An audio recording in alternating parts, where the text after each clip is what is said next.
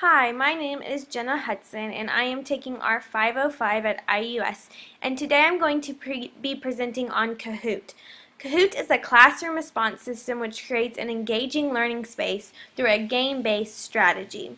One of the neat things about Kahoot is you can use it for all grade levels and any subject area. So I'm a music teacher and I find it great because I can insert my content and it will work perfectly for my younger students.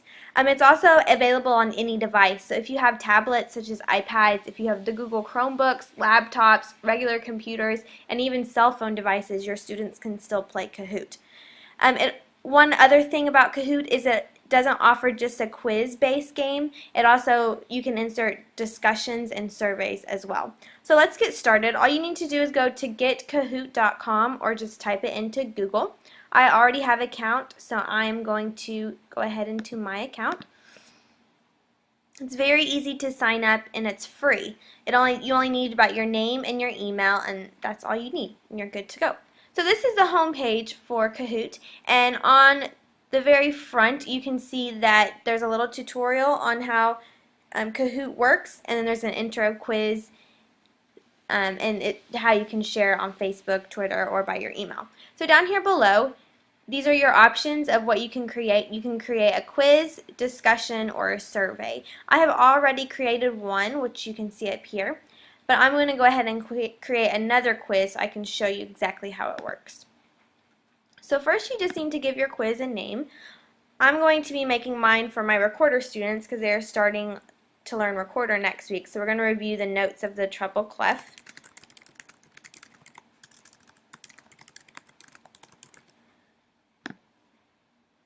And this is what your question page will look like. You have a couple options here. At the top is where your question will go. Please keep in mind that you only have 95 characters to work with. So if it's something really long, you might want to watch this number over here.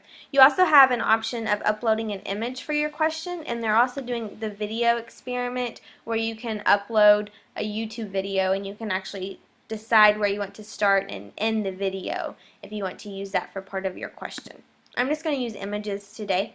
And over here you can select if you want this question to be worth points or no points. And then over on the far side, you can adjust your limit. So you can do anywhere from 5 seconds all the way up to 120 seconds.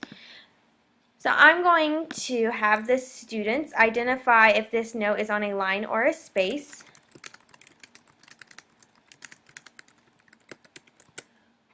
And I've already taken some screenshots and some notes, so I'm just going to upload it. And down below you see I have answers for options. I only have 2 answer options for this question, so if I just hit the minus sign, it will get rid, and then you can add more by hitting the plus sign. So is it on a line or a space? So I'm going to type in my options. This note is on a line, so if you just hit the red button, it will show correct. You also have character amounts down at the bottom for your answers as well. So to move on, I'm just going to hit add question, and then I'm going to have the students actually identify the name of the note. Once again, I'll choose my file. I'm going to adjust the time over here just for fun for 10 seconds and give my options. And don't forget to select your correct answer, and of course make sure it's the correct one. And I'll do one more.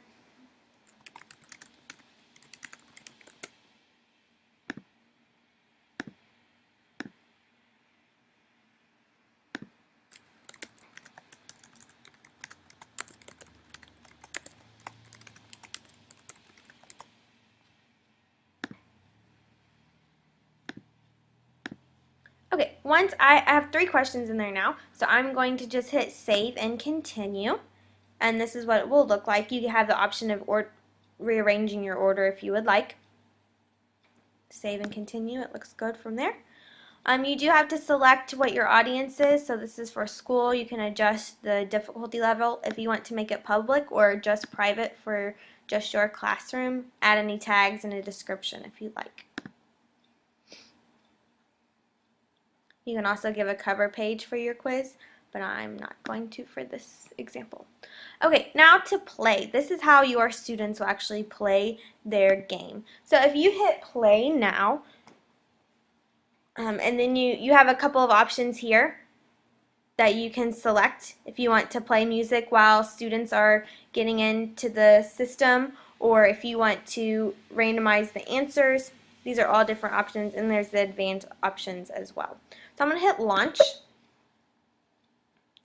and I'm getting my phone ready, and it has the little pin number at the top. Now all I have to do is go to kahoot.it and type in this code, 19093. Another thing about Kahoot is they have an app, so if you have devices in your classroom, then just download the free app and students can automatically enter the code, not have to type in an address. You also have an option, you have to put in a name. It says nickname on here, but depending on if you're doing group names or if you actually want the individual students to put up their name, they just enter their name and it will show up on my screen. As a teacher, as the game leader, you have the option at the bottom to kick out players just by clicking on their name. It'll highlight it and it'll just mark them out. So there's just one player for now, and that's me. So I'm going to get started. I like that Kahoot also, it kind of has some music while it counts down your time.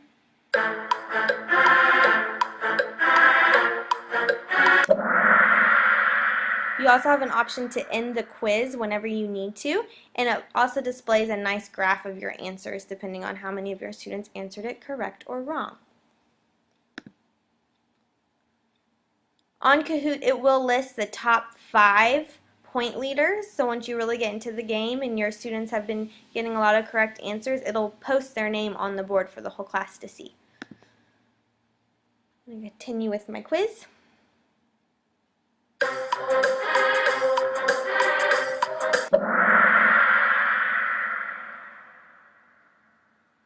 So on my device, all I have are the box, these colors at the bottom with the shapes. So students, all they have to do is just select the correct color and shape, and that's how they enter their answer. They don't have to do anything else. It's very user-friendly, even for your kindergarten students. Okay, one more question. Does a countdown on the student devices.